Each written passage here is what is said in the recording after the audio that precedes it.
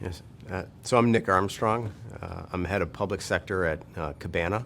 Cabana was formed in the early days of the pandemic.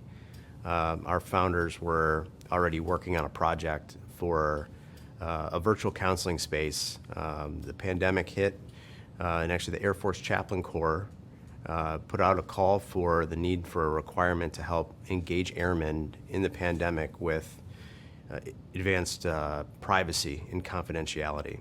And so we'd partnered with the Air Force to develop private spaces, both a virtual space and a private space for the squadron where airmen can engage in support with additional privacy features, so they can jump into a group or a one-to-one session, be camera off, but also mask their voice, have full control over their privacy. And this is really about creating spaces where folks feel safe to disclose particular challenges.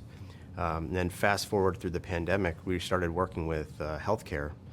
So frontline healthcare workers experiencing burnout and grief and loss, tough workplace conditions. We started building a model where we provide drop-in support groups for peer professionals where they can drop in every day on different common challenges or topics that they may be struggling with either at home or in the workplace, where they know that they're with professional peers, but they have that added veil of privacy to really overcome those barriers around stigma and help seeking.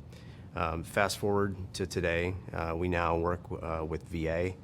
We were one of the third place winners in VA's Mission Daybreak Suicide Prevention Grand Challenge to start working with VA to adapt our technology to support veterans who've survived a suicide attempt.